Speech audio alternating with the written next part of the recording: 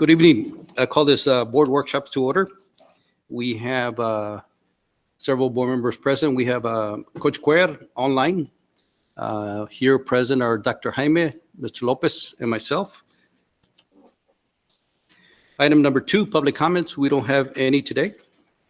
Item 3, HVAC units replacement and related roofing project at the Weslaco East High School Gymnasium. CSP number 211005. Dr. Canales. Mr. Nieto and Board of Trustees, thank you for this workshop. We do have Mr. Andres Sanchez, Mr. Oscar Riojas, and Mr. Americo Garza, who will be presenting on this item.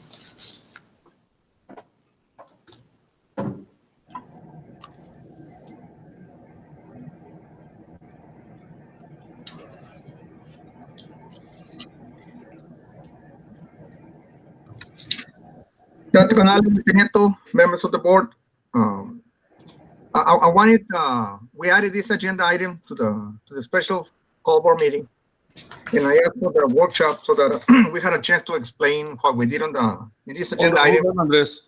Sure. Hold on. We can hardly hear you in here, so I think there needs to be some adjustments.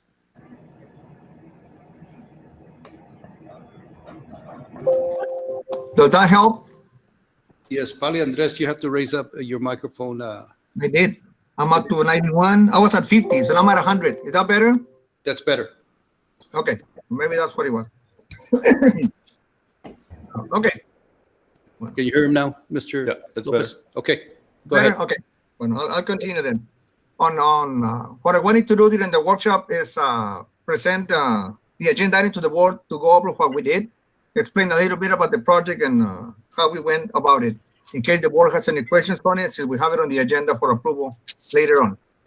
So I wanna, you'll have your agenda item? Yes. Okay. In there, we have all the information. We also, on the packages that we left at your table, and we emailed them to Coach Cuellar, there's also information, a ranking sheet. Basically, that's a form that has all the information on all the projects, the points, and some explanations there that I'm going to go over in a little bit. So Okay. I'm going to share my agenda item so that I can follow what I'm going to say.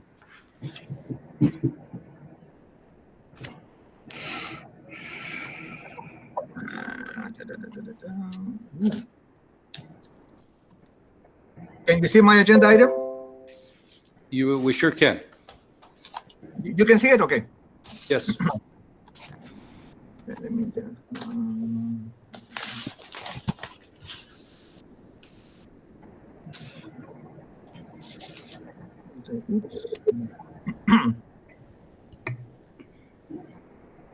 okay. On this project, like I mentioned before, and like the title says, is for the replacement of HVAC units and doing some roofing at the 2 gymnasiums of Weslaco East High School and the area in between the 2 gyms. The board approved for this project PVK Architects to help us with the design of the project for the HVAC units and the related roofing. For this project, we received 5 proposals from vendors. You see the tabulation below. And to evaluate them, we use the criterion points that the board approved back on, I believe it was February 11, 2019. It's at the bottom paragraph on the first page. The board approved the criterion points to rank them, so that's what we used. There's 5 companies, they're here. The committee that the board delegated to administration to do it. So we have a committee that is part of it. The members are listed by category, by title on the second page. And the committee ranked Central Air and Heating Service number 1. And the table that's here shows the ranking. Central Air and Heating Services is ranked number 1. SLR Building Contractors is ranked number 2. Gerlach Builders, DBA Welcome is ranked number 3. Aircool Tech, ACT Corp, ranked number 4. And DNF Industries is ranked number 5. We show the location where they're from, the cost of the project, the days to complete, the awarded points, and the rank. Any questions on that so far? Have we done business before with Central Air and Heating Services Incorporated? Yes, sir. They have done a lot of projects for us as contractors and also as subcontractors. When we did the energy conservation project in 2014, mostly district-wide, they are one of the two subcontractors that did most of the projects. The high school, which is the largest one, was done by them. Okay. Andres, I have one Yes, sir. question. Mándeme. Will this job be bonded by whoever Oh, yes. and is Yeah. awarded the contract? Yes, sir. All companies will provide a performance and a payment bond. Will And the this- architect be monitoring the devices, the equipment, and the workmanship that we will receive, regardless of who gets the project? Yes, sir. The architect for the project. So we're guaranteed the same product from regardless who gets this job, and it's ensured that we're going to get that product, which is the same by whoever does it. Is that correct? It should be the same. We have the specifications. We don't have that information yet, but when we get to the point when I said, okay, you got awarded, Central Air, you got awarded. We're ready. We signed the contract. Then they will provide the submittals, which the architect will evaluate. And if it's not the same equipment that we want, then they will reject it or discuss it if it's equal or not, why it is or why it isn't. And once the architect is okay with it, they would approve it. Then the contractor will place the order for the equipment. So regardless of who gets it, it's going to be the same system that we're going to get. Is that correct? The system, yes. The labor is different company, of course, how they perform, how they do it.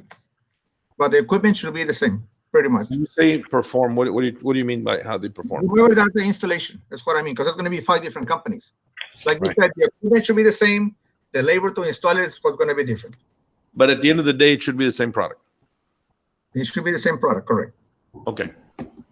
And we have the money available in facilities, Andres, or we? Yes, sir.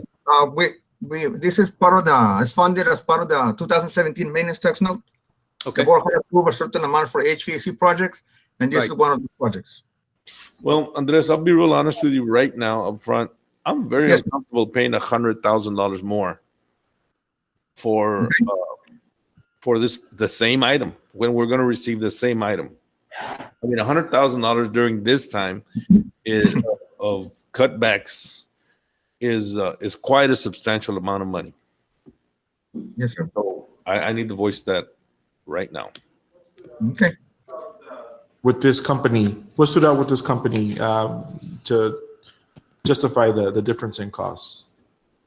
I don't know, sir. That is the price they provided.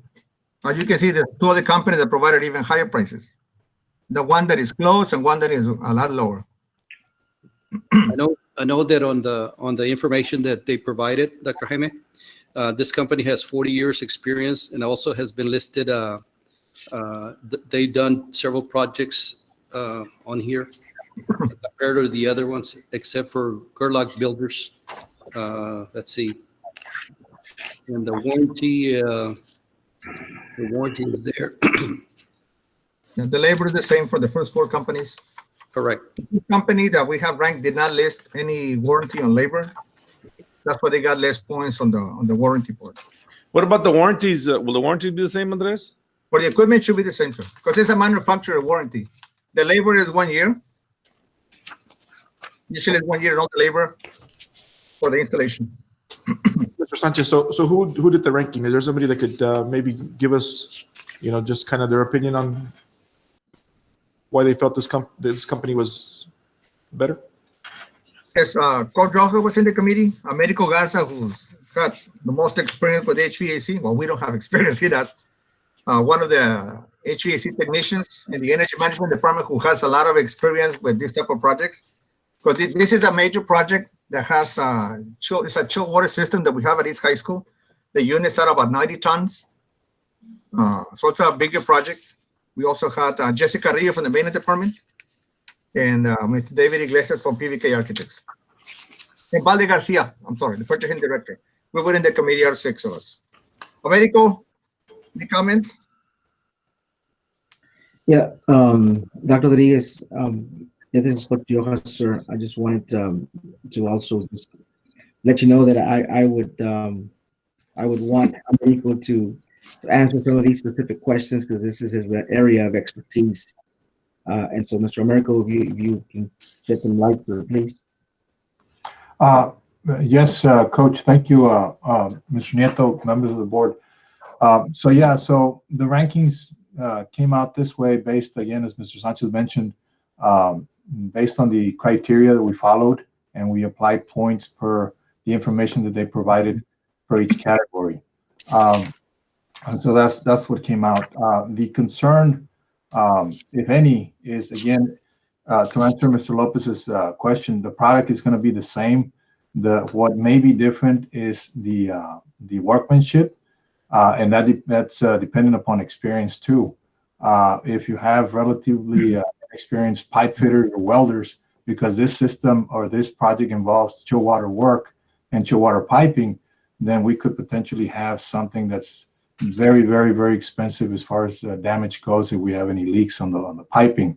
And so we've worked with Central Engineering before, directly and indirectly. They've done work for us directly and indirectly, and we worked with the subcontractor of the second lowest bidder before as well, directly and indirectly as well. And we know for a fact that they both have chill water experience. They've done chill water projects. The fourth lowest cost there, Air Cool Tech, we've worked with them too directly. I don't believe we've done anything indirectly, but we work with them directly. And they've done chill water work for us as well. Of course, they're much higher in cost. And the lowest cost is a contractor, a general contractor, the lowest cost and the second lowest cost. But the lowest cost subcontractor is somebody that we're not familiar with. And the list of projects that they have listed as part of their experience is not similar, no chill water work, at least that they listed. It's all what we call the DX type of system. And so that's where we're looking at as far as the quality of work that we get from the contractors. Coach Cuellar, any questions? No, Americo. We've asked you before on other projects. This is what you feel is the best product for the money that we're going to spend. Yes, sir. Yes. Not so much the product, but the workmanship and stuff. Because we've had issues before. So my question is, will this decision to spend this kind of money guarantee us that we're not going to have the problems that we've had before with other units that we have purchased that just continuously give us problems? Absolutely. And in terms of workmanship, yes, absolutely, Coach, because like I said, we've had problems before with the product where it's a manufacturing defect or a manufacturing issue, but the contractor has responded. They've always been there coming back, even after warranty has expired. They show up and they try to help out to make sure that the product is working properly. So yeah, we trust the work that they do. Americo, you said Mr. Iglesias was involved with this committee? Yes, he's connected. Yes, he's there. Mr. Iglesias, what is your part with this the committee, I'm assuming? Yes. Good afternoon, Mr. Board President, Board Trustees, Dr. Canales. Yes, based on their experience, we've worked with them on several projects as well, directly as a contractor and as a subcontractor. So they're more than qualified for this type of work based on their previous experience. They're more than capable. The project itself, is challenging as far as access, height to the roof. It's only accessible from two sides. It's over 200 feet, so it requires a big crane coordination. There's tie-in to some existing chiller lines, so we need to be sure that they're flushed and that there's no issues, and that can lead to complications if it isn't handled properly. At the end of the day, we're here to support Weslaco ISD, and we appreciate the opportunity. So whoever's selected will be sure that they follow the contract documents and the agreement with Weslaco ISD. Mr. Iglesias, let me ask you a question. Yes, sir. Now, you've said that this project is very complicated and complex. Now, during installation, and correct me if I'm wrong, I'm going to assume that as soon as those pipes or those lines are installed, they will be pressure tested, and those tests will be provided to you for verification that the system is ready to go. Is that correct? Yes, we will evaluate the information. We will evaluate all the specifications. We'll provide observations, coordination meetings, everything, no matter who's awarded the contract, to be sure that what is delivered and the product upon completion is per the contract documents and what Weslaco ISD was wanting to have for as far as the end product. The project will be insured and bonded. What is the possibility of the school receiving any kind of loss that the school has to absorb due to whichever contractor we use? I'm not sure how to answer that. I mean, being that it's tied If in. the system fails, if we try, because we're looking at paying $100,000 more as opposed to our low bid, and I want to know if something goes wrong, what is the possibility of the school not being covered by insurance or a bond that will correct and make sure that we receive our product at 100% efficiency and operational? As Mr. Sanchez mentioned, that they'll be providing their payment and performance bonds and bonding insurance requirements. So at the end of the day, yes, the district would be covered. There is no chance of us losing. The only thing that can happen here is we can save $100,000. Would that be reasonable to say? Ultimately, yes. And then also too, I mean, just to add in regards to labor and so forth, depending on items that may arise, how they're able to progress, how they're able to complete, how are they able to troubleshoot if there are any issues, how responsive they'll be at the end of the day, to be sure that they're delivering, the product they're required to deliver. So that's going to happen with whoever we award the project to. There's a possibility of things going wrong with whoever we give it to. There's a possibility. I mean, and then on top of that, Mr. Iglesias, PBK will be there to inspect and to make sure that we're receiving what we have awarded through a contract, that we receive that product. Is that correct?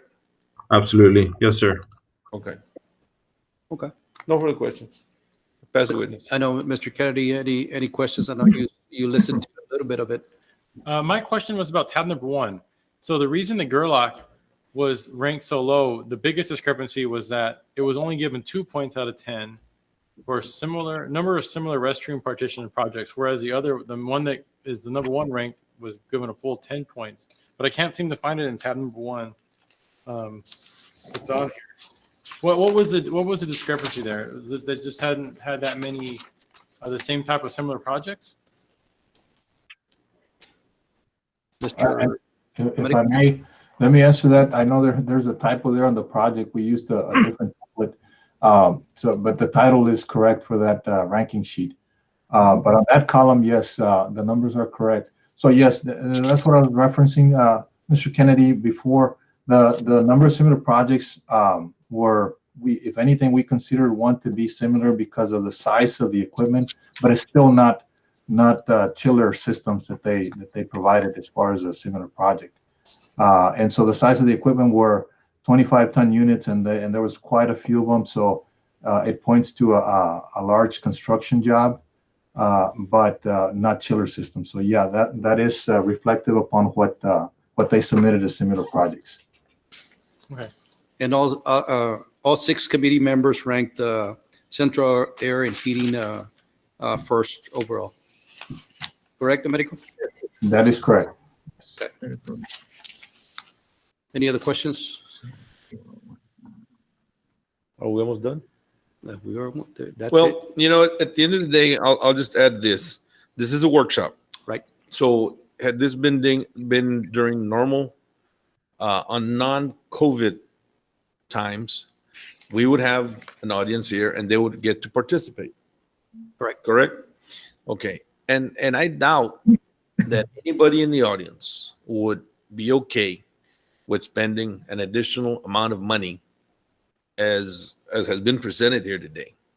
So in reality, we need to be careful what we're doing. If we're going to receive the same product, the same equipment, and it's going to operate the same, then I cannot go forward and support the extra cost when I believe the district could use that money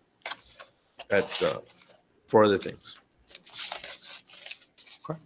So when we actually go to the regular board meeting, we can make that decision. Yeah. And whatever the board members decide is whatever we go for. Mr. President, what are our options when it comes to that vote? Yes. When it comes to the regular agenda or the special meeting agenda has an item to approve the ranking that's been presented by the administration. When you all approve this project, you delegated the ranking authority to the administration. So your options during the regular meeting are 1, to approve the ranking as presented, or 2, not approve it. And if you all want to have the ability to rank it yourself or ask the administration to re-rank, you'd have those options. Okay. This evening's action is only with respect to the administration's recommendation on the ranking. So subsequent action would have to be on a different agenda. That's correct. Thank you. Okay. Any other questions, Dr. Jaime? Oh, just medical, you know, you feel pretty confident with this company. Yes, sir. Yeah, they do really good work. And I trust, you know, the committee, and I believe, you know, if maybe it was the lower bid was maybe the number 2 ranked, and, you know, maybe, you know, I could see where if it was really close, you know, I tend to maybe want to make some changes there. But if you all feel, the committee felt like number 1 was the best option, and I'm going to trust that and you know, support that. Coach Cuellar, any final comments before we adjourn? No, I just wanted to be reassured by asking a medical, you know, that we're going to get a product that's that we're investing in, and all the years that I worked for the school district, it was one thing after another. So if we're going to spend extra money to do it right the first time, I think it'll be cost effective in the end, because if you get something and you don't do it right, it's going to cost more in the long run with continuous repairs, or we don't have parts, or disrupting instruction. Because, you know, when you start to work during the school year and you're going through a lot of fixing this and fixing that, it is very disruptive and changes the routine of how we do things on a daily basis, you know. So a medical answered my question, and I'm going to trust your decisions. Okay. Thank you. I'm gonna end it. Well, not end it. If somebody wants to add something, but I need to add that, you know, and I understand everybody, you know, and I do trust our administration in the rankings. Yet we need to understand we're talking about $100,000. We are not going into this project alone. We have a architect, engineers. We will have inspectors that will check the project, and we will not proceed until those inspectors are satisfied with the workmanship and the product that we're receiving. You know, I'm not fighting for a contractor here. I'm fighting for the dollars. It's $100,000 that we're willing to spend over, those dollars could be used for our students, for our staff, or something else. You know, it's going to be, as our architect told us earlier, the same product. Is it gonna be, or is there gonna be problems with it? It could be problems with whoever installs it. It could be, but again, I will say there will be inspectors, engineers overseeing this project, and nothing progresses until their approval. Then you go to the next phase, so it's the same exact thing. It's like buying any product that you're buying, you're going to get the same thing. If you're buying a Chevrolet from some dealer or another dealer, it's the same car. Might have different options, but it's the same car. Thank you. And just remember that us as board members gave the authority to administration to do the ranking. That was our decision back whenever we did it.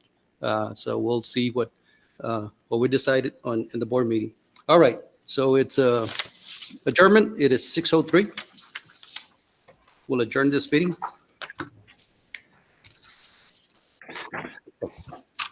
Give us a minute here. You ready, Mr. Lopez? I'm not. Carlos? I'm going to go.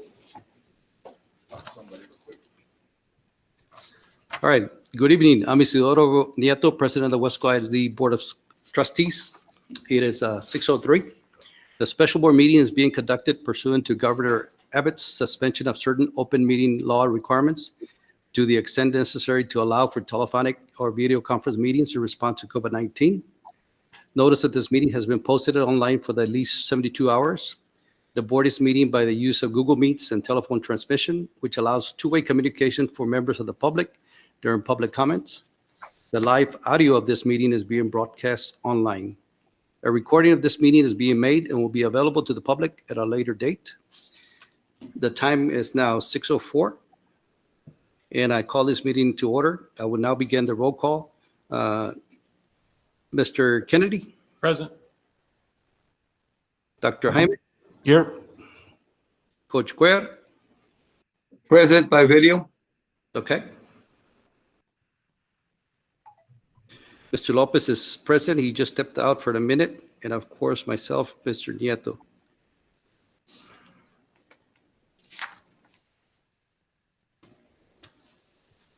Public comments, there is none tonight. Item 4, discussion of possible action to approve additional 4-week waiver and transition plan to submit to the Texas Education Agency. Dr. Canales. Board of Trustees, I'm going to present the transition plan. Would like to share that the Texas Education Agency did approve a third transition period waiver for Weslaco ISD. We had requested 4 weeks, and the agency approved 3 of the 4 weeks that we had been requested. And I'd like to remind you too that this third waiver required TEAs granting us the opportunity to come to you to approve what they've granted that you can approve. So for the third transition waiver for districts across the state, TEA, we had to submit them to TEA for their approval, for them to grant us the opportunity to come to you to approve the waiver. So today we're bringing it to you. Yesterday we received that approval from the Texas Education Agency. I don't know if I'm jumping ahead in the presentation, but why did TEA not approve one of our transition waiver? Well, I'll read the comments in a minute as part of the presentation. Okay, no problem. I figured I might be jumping ahead. It may answer it then. So Board of Trustees, the Texas Education Agency, Commissioner Rath and his team have been working with superintendents across the school, the state of Texas. This is the latest SY 2021 attendance and enrollment. It's an FAQ. This one's dated October 15th, 2020. However, what I'm going to read to you has been part of this FAQ for some time. As we experience COVID-19 across the state, TA is learning, districts are asking questions, and they're providing responses to school districts. So back one. So this one right here has to do with the third transition. And it reads, school systems that need more than the additional 4-week extended transition window, which took us to week 8 of the school year, could ask TA for more information, which administration did going back to October 1st. Any additional transition window will require board approval after preliminary TEA plan feedback has been received. Again, we received that information yesterday after 2 p.m. Any transition window extension plan would have to include increasing levels of allowed on-campus instruction. The TA for superintendents and administration around the state has a note. Governor Abbott's Executive Order 30 describes certain areas of the state where certain business occupancy levels are raised to 75% and others that remain at 50%. The agency will take into consideration whether school systems are located in whole or part in those areas in determining the additional 4-week transition period. So our agency keeps informed about COVID cases across the state in considering. Weslaco ISD was granted 3. A few colleagues that I talked today were granted 2 weeks. So others were granted 3 like us. So TA in their memo to us, their email to us, and I'll have to read that one, Mr. Kennedy, to you, and I had to make it bigger because I have a small copy of it. In the memo to us, this right here, it did say, in response to the LEA's request, a 3-week transition period is granted with the understanding that the LEA will begin phasing in additional students who choose in-class, on-campus instruction per the discussed transition plan, beginning on week 9 and ending on November the 13th, 2020, which is week 11. The agency will further review the information previously provided by the LEA, or week 12, while continuing to monitor the data available and follow up with determinations regarding the remainder of the additional transitional weeks requested, which we requested up to week 12, the 4 weeks. We went the full 4 weeks.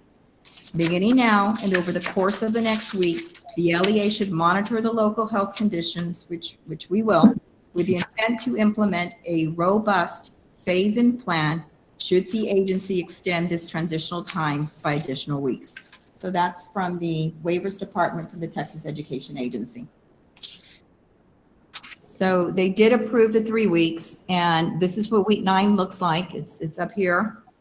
It's a parent choice. It will be parent choice according to our commissioner, Commissioner Moran, from the Texas Education Agency for the remainder of the year. We already have children with limited connectivity or no connectivity. They've been given a choice for some time. For week 9, we had talked about supporting students who had failed 2 or more core courses, math, ELAR, which is reading and writing, science, and social studies. So when we met with our principals, we shortened the grades that we'd bring in week 9 to 5th grade, 6th grade, and 12th grade. Teachers would return to campus in 2 groups, and the principals are notifying the teachers on week 9. It's staggered. Some of you come on these 2 days, the rest of you come on these 2 days. Why? So we can get ready. And so create the environments and the space that we want, talk to our principals and the rest of us if more are needed. Proctors will continue. Volunteers, paras, and sub, and I give a shout out to our paras and our teacher volunteers and our subs who've been out there visiting campuses. They're doing great work. You know, our teachers who are at home teaching online are also doing great work. So everybody's this team effort of trying to get through this pandemic. So other board of trustees, we are going to conduct a parent survey a little bit later, like we're supposed to ask about the third 6 weeks of the school year, which begins in November. So, and we did talk to TA for our teachers who have to come in staggered next week. If they need to bring their children, their school-age children, TA today said you can always bring more children, you can't lessen it, just to help our teachers out since they're gonna be transitioning in next week. On week 10, still parent choice, we are adding to the 2 groups already attending on week 9. We're adding 1st, 2nd, 3rd, 4th, 7th, 8th, and 9th at risk. And again, we're defining at risk as 2 or more failures in core courses. all WISD staff's children. We had surveyed district staff members who are already back at work full-time and had asked them and had allowed their children to come during the second transition window. And so now it's staff children. The ones that are left are the ones our teachers and children could come also on week 10. So teachers will report for face-to-face instruction with students in attendance. There wouldn't be proctors, and our high schools would start, their hybrid schedules would begin on week 10. On week 11, again, parent choice, we're adding 10th and 11th grade students who have 2 or plus failures in core courses. And we're also adding all 3rd, 4th, 5th, whose parents have already indicated through the surveys that were previously conducted that they want their children to have on-campus instruction, plus the siblings of our elementary students in grades 3, 4, and 5, and then grades 6 and 9. And then on week 12, you can see what we were going to do. We were going to add more grade levels, but I have the red line because right now TEA has only approved the first 3 weeks, which are weeks 9 through week 11. Is that because TEA thinks that our COVID numbers aren't high enough to warrant an extra week of transition? Probably, and looking at the data and looking at maybe the information they have about the county and the governor's note that I had mentioned, they're probably saying, okay, your hospital rates are below 15% used for COVID-19 patients. So, it's lower. That's possibly what TEA is thinking. TEA and their messages to us,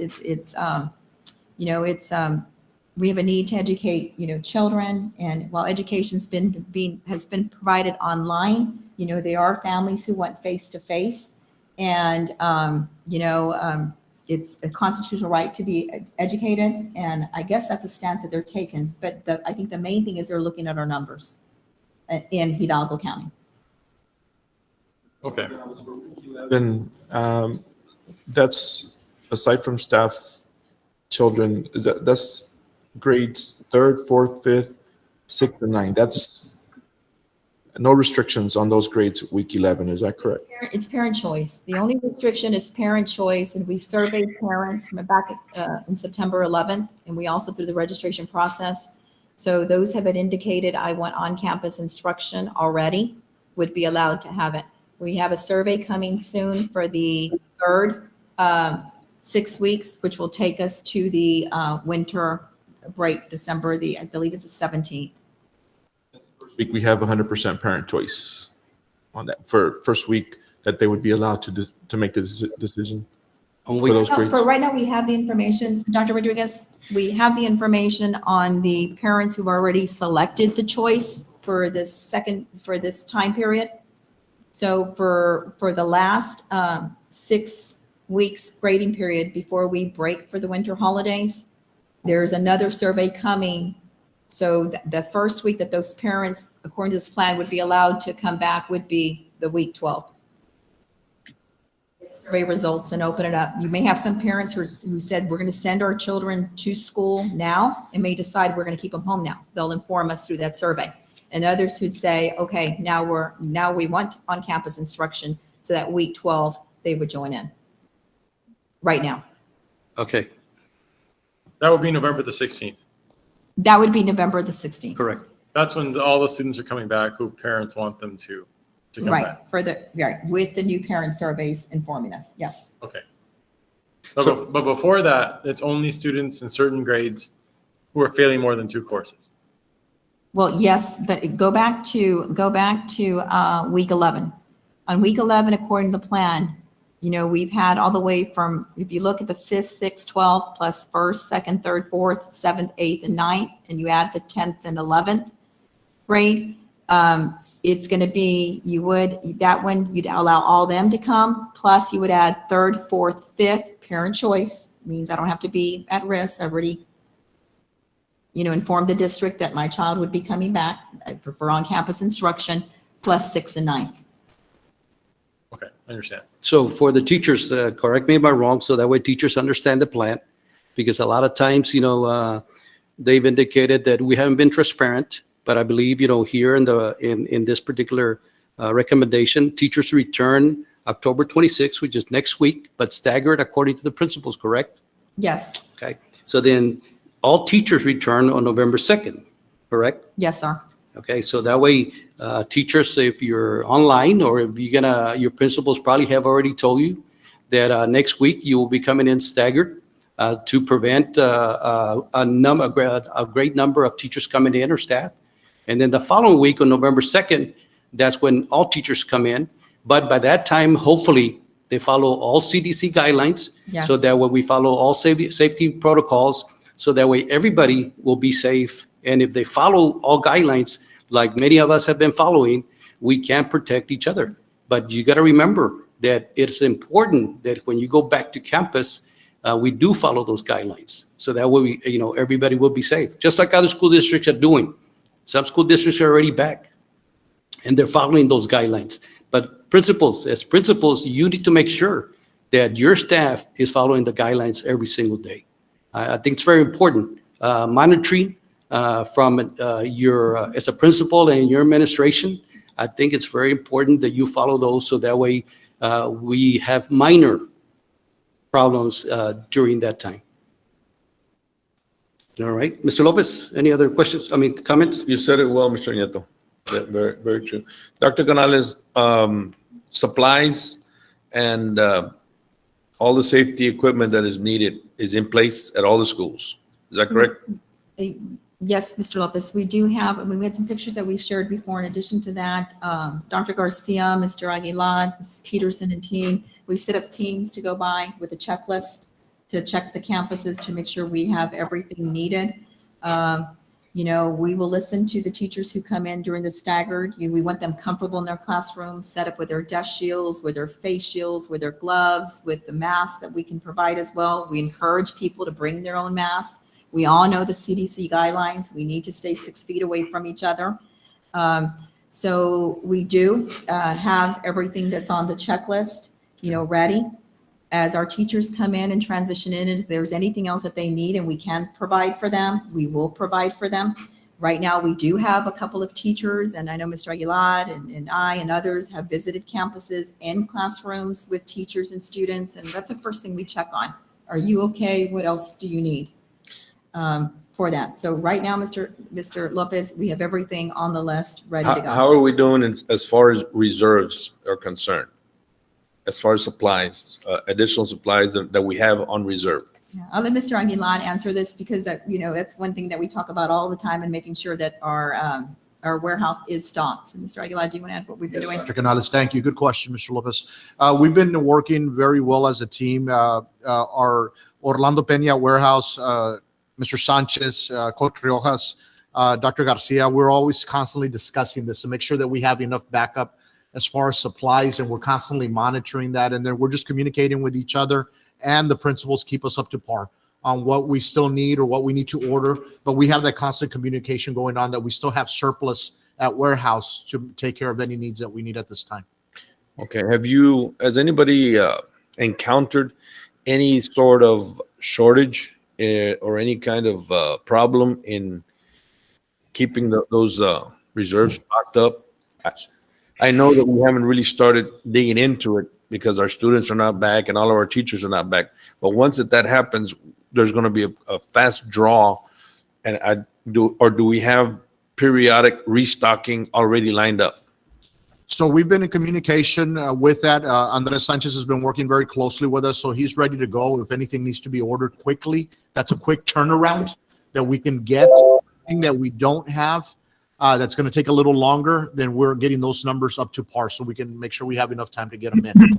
I think the only question on some that we may have is on the student desk shields, but we've ordered more than enough right now to say to have enough for all our students that we have, but we also don't want to have excess and it's just going to stand there.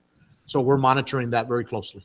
Has TA or anybody given us a safety cushion of supplies to say you need to have a month, 2 months, 3 months in your bank to? No, TA hasn't said, here's how many you need to have. Remember, TA had bulk, they sent us bulk orders. They sent us quite a bit. We had Ford, NGL also sent us some, I'm talking about masks. And TA sent a lot of different equipment. We're just keeping up with it. This transition plan is very important because it allows us to monitor and see, and it also gives us time to make sure that we stock up. I've talked to the team where we are not going to get behind. We're working as a team to make sure to be on top of this daily. And we need to make sure that when it's click, we need more. In 2 weeks, we'll need more. We're ready to go. So it's going to take a lot of teamwork to do that. So,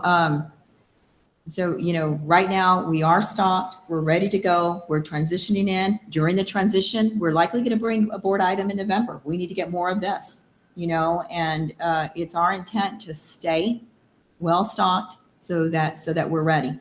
The desk shields that we bought and the face shields that we bought, those are self-cleaning. You can clean them. The in terms of sanitation and for the disinfecting, I know Coach Riaz is keeping that and making sure that we're well stocked with that as well.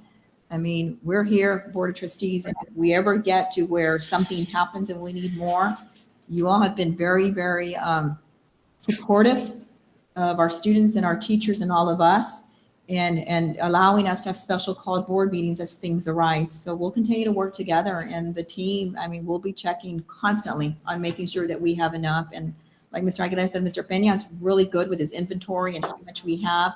We look at the 30% of parents who said they want children back. We have those numbers. We know what that means in terms of face shields for pre-K and K, and what it may mean for disinfectants and everything else. So we're keeping tabs on the numbers, and I'm holding the team responsible, and they're holding me responsible too, to make sure that we have everything we need at all times. So for teachers and staff members coming back, they're going to be working with students.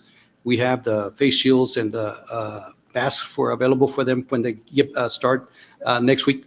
That's correct. Everything that the teacher, and going back to what Dr. Canales mentioned earlier, and she did reference the checklist. Right. I know Dr. Garcia did coordinate a team, and they went by and met with the campus administration to make sure everything was ready to go with everything that they should have in the classroom. What's going to be appropriate for that grade level, on what we need, supplies, PPEs, shields, and so forth. And let me ask you a question. I'm assuming that each school will have additional face masks in case a student forgets their face mask in any given time. We do have surplus, and we are monitoring that very closely. Like Dr. Canales mentioned, we do keep in close communication with Mr. Peña at Warehouse, and he keeps us up to date with the numbers that he has and what we need to do to get ordering. And he'll give us a turnaround date on what we need so we can make sure we have it on time.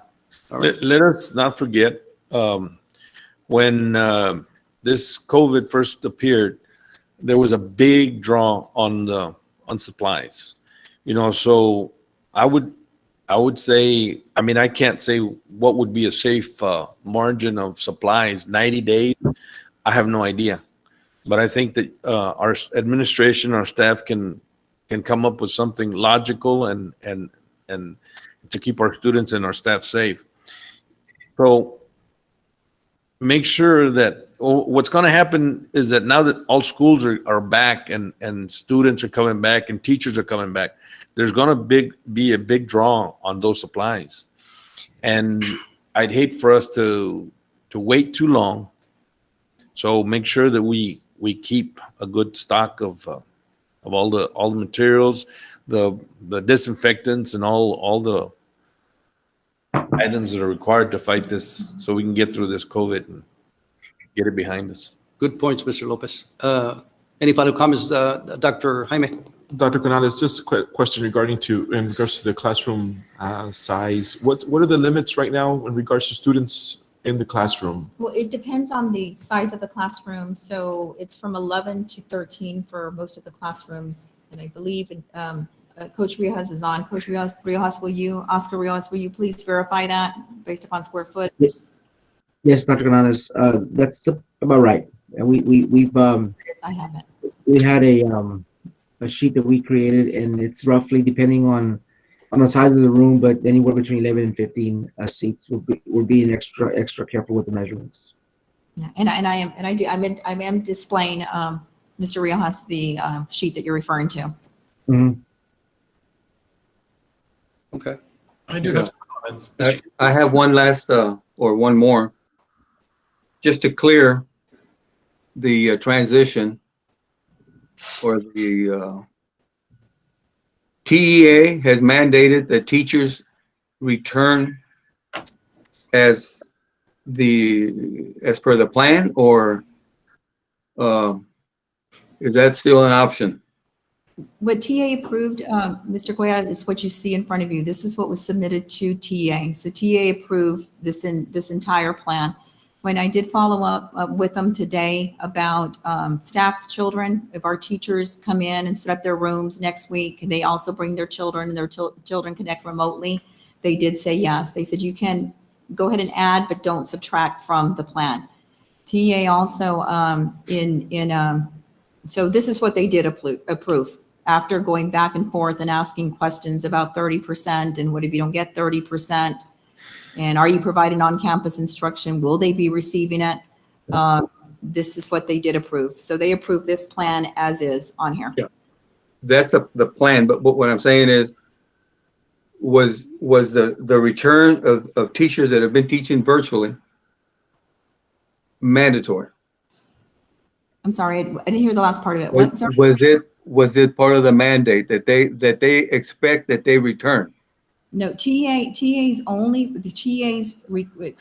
expectation is that children have on-campus instruction. They didn't say mandate all your teachers have to return on this date.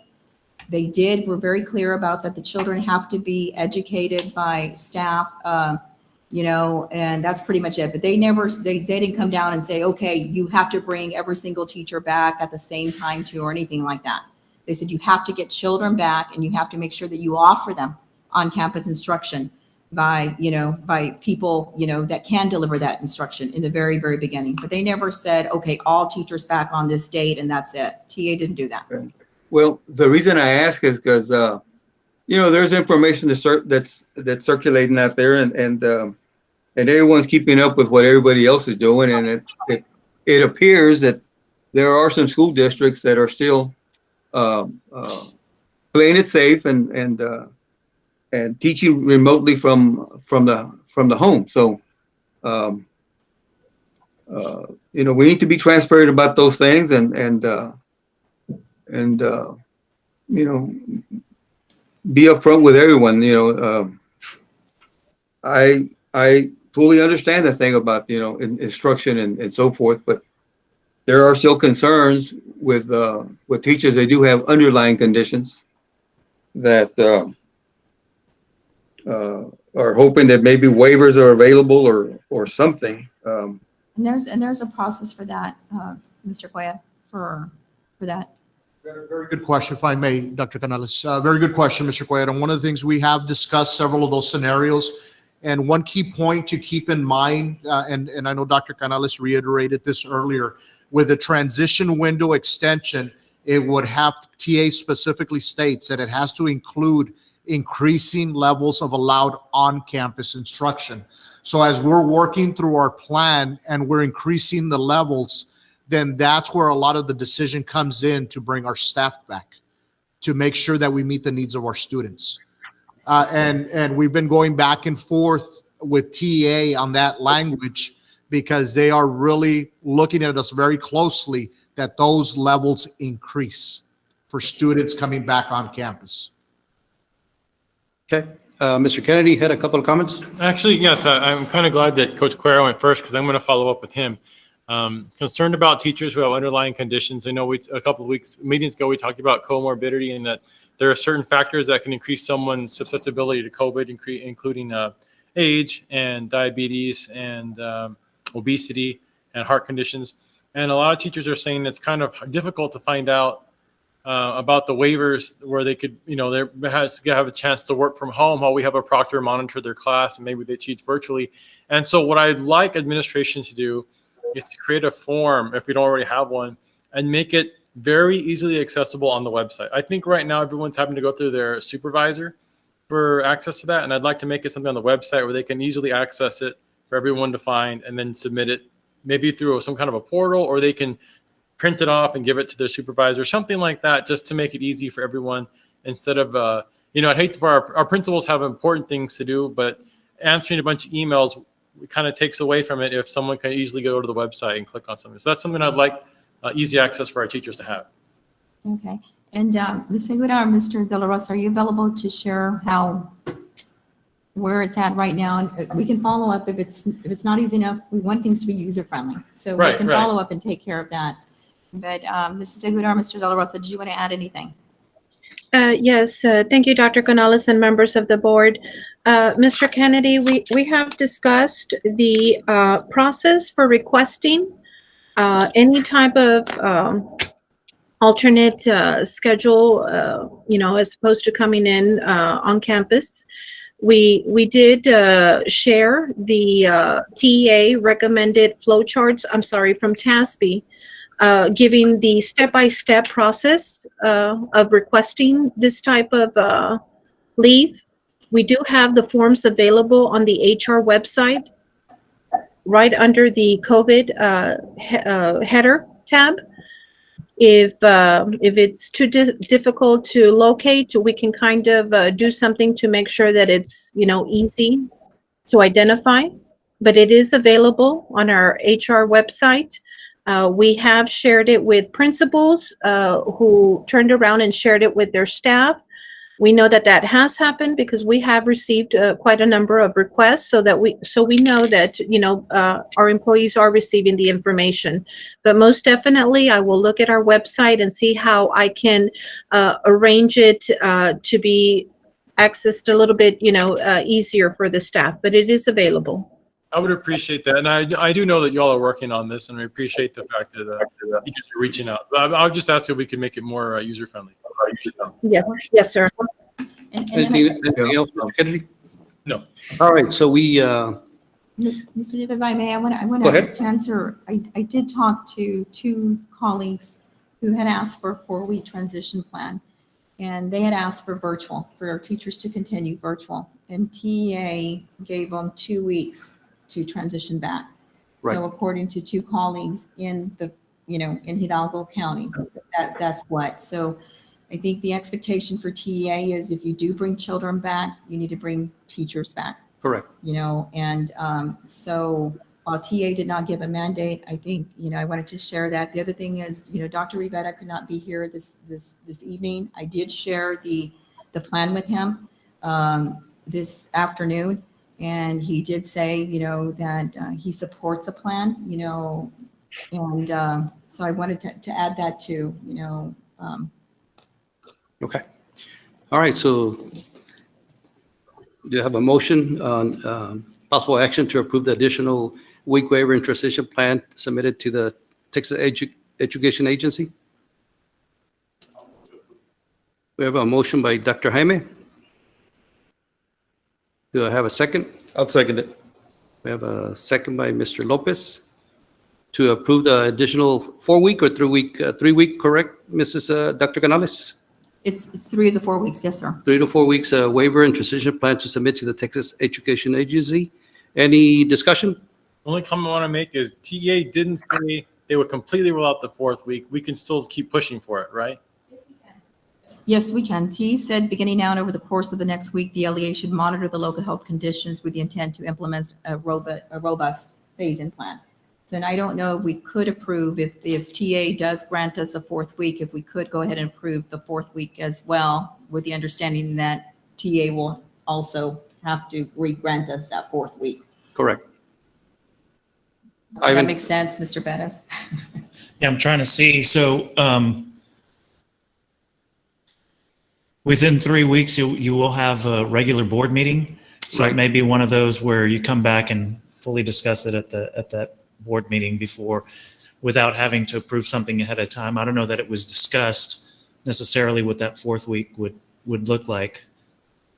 I mean, I can share it right now, or we can wait, because our next meeting's on November the 9th, which is, We can share it then and then, because we can approve the Week 3 3. weeks for right now, what TA approved.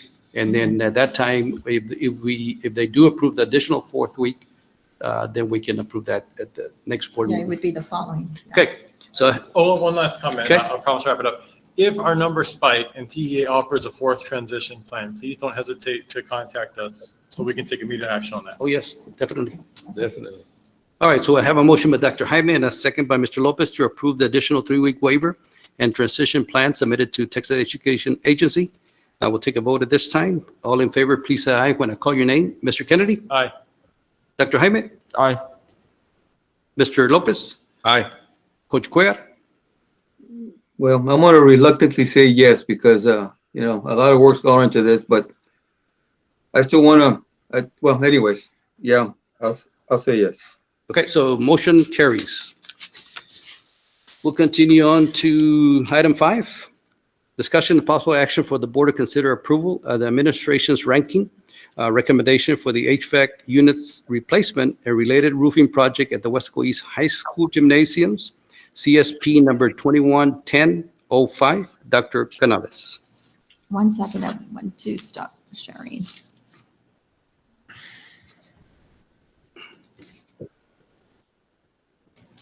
I don't know why I stopped sharing. Sorry about that. Mr. Nieto and Board of Trustees, the workshop was about this item, and we are recommending that you consider approval of administration's ranking of the proposals received for the Weslaco East High School Gymnasiums HVAC unit replacement and related roofing. This constitutes approval for administration to start negotiations with the contractor rank number 1, Central Air and Heating Services, Inc., located in Harlingen, Texas. If negotiations cannot be agreed on with contractor rank number 1, the district will end negotiations with contractor rank number 1 in writing and will start negotiations with contractor rank number 2. If negotiations cannot be agreed on with that contractor, the district will end negotiations with the contractor mark number 2 in writing and start negotiations with contractor rank number 3. The same process would be followed for the remaining ranked contractors if needed. If negotiations cannot be agreed upon with any contractor, we would start the procurement process over. So staff is here to answer any questions that you may still have about this item. I have some questions. And I'll ask it, see who picks up on the question. Okay. Dr. Canales, Andres, and Americo. The system is an air conditioning system. Is it the kind that will fight this virus, will do anything to stop it, or is it just an air conditioner system? Mr. Lopez, no, we don't have anything in the system right now. As far as any air disinfection devices, we did try to get UV lighting in there. Unfortunately, we were told that they had to do something with the system, some adjustments to retrofit some UV lighting. And plus, the other issue we've had is the availability of the UV lighting. But no, we don't have anything in there that the project is going to include. The system that is in place at this moment has failed completely? No. What the problems we're having right now is the heating. A couple of problems. One of them is the heating on the main gym at East High School. We've had a lot of problems with that heating. It is gas heating, but it appears to have been oversized, and we've had a lot of problems with maintaining the flame on or the pilot on for that heating system. And the other problem we've had is intermittent roof leaks around what is the curb that supports the AC units on that main gym. So our maintenance staff would go out there and they would apply a coat of sealant, if you will, around the curb, around the unit, and it would last us, anywhere from 6 to 8 months. And then that sealant would start cracking up, and we'd go back to having those leaks. So it would be, it wasn't very often, but it would be maybe once a year, maybe twice a year that we would have these problems. How long would it take to get a system that will fight COVID, that will do something to reduce the risk, something that will help and aid anybody that's in that building to be safer? I mean, we've been talking about air quality, about fixing our schools, and here we are approving a system that's not going to do that. I mean, why are we even doing this? Why are we here? So again, two of the problems that we've had with this project is one, the heating for the main gym, and the other one is the roof leaks, and that's what started this project. This project got started, I want to say, at least a couple of years ago. that we've had it in mind to get going. The other issue that came up was the practice gym, where we started, or at least the campus started hosting assemblies there with large numbers of students and staff. And so we're finding ourselves having to upsize the equipment there to meet the demand of the heat load. But again, this happened before the pandemic hit us. It wasn't as a result of the pandemic. Now, to answer your question, as far as retrofitting something, the two options that we've been considering, which is the needlepoint ionization, that's something that's readily available. And the other option is UV lighting, but UV lighting, it does take weeks to try to get something in there. Weeks. And you said you have to patch the roof twice a year. I mean, I totally support this project. And Dr. Canales, I totally support this project 100%. Yet we're not getting the best, and we're always about protecting our children, protecting our staff, and we're not doing it in this case. And that's sad. That's not good.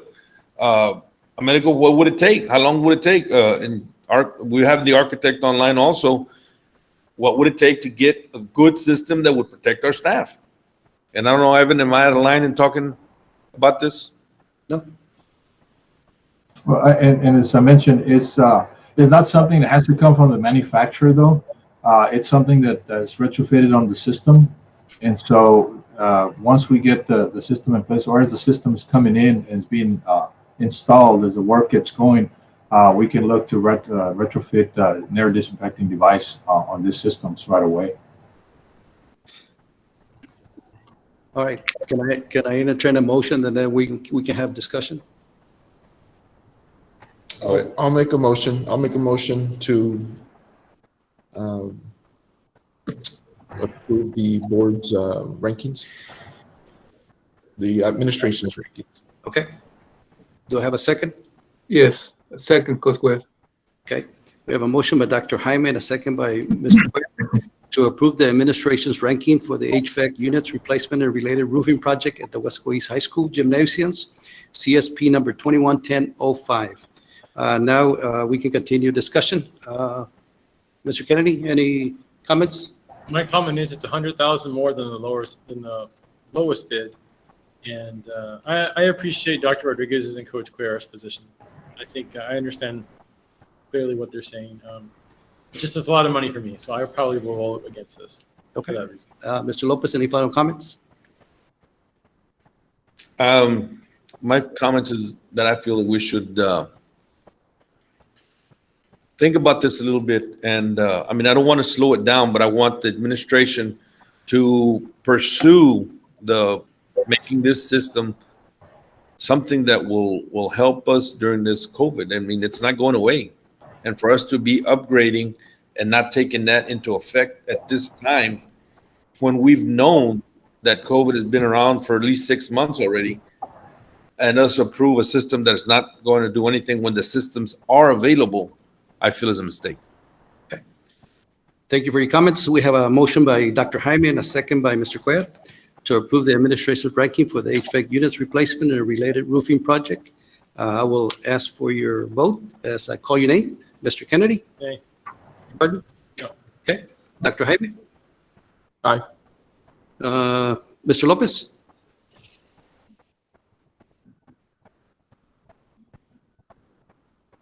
No.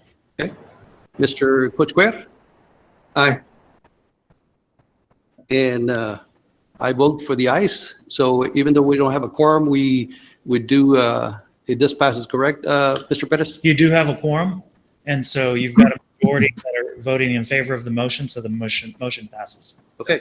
So we had a nay by Mr. Kennedy, Dr. Jaime for, Mr. Lopez against, myself for, and Mr. Cuellar for. So motion carries. Do we have anything for closed meeting to discuss? All right. So it is 6:45. And we will go into closed meeting to discuss the following: personnel matters, employment of personnel, resignations, deliberation regarding the appointment, employment, evaluation, reassignment, duties, discipline, or dismissal of public officer or employee, deliberation regarding acquisition of real property, consultation with attorney regarding or pending contemplated litigation, settlement offer, a matter in which the duty of the attorney to the Weslaco ISD under the Texas Disciplinary Rules of Professional Conduct of the State Bar of Texas clearly conflicts with Chapter 551 of the Texas Government Code 551.071. We will now go into executive session.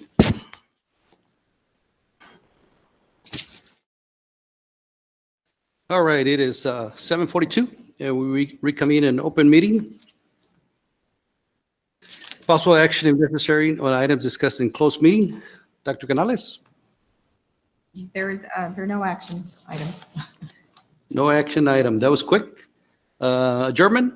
So move. All right, it is 7:42. That was quick. All right, thank you all for being here and You too, be everybody. safe. Bye. Everybody stay safe. Good night. Good night, Coach Cuellar. Night, y'all. Everybody stay Good safe. night. Hope you're well Thank covered.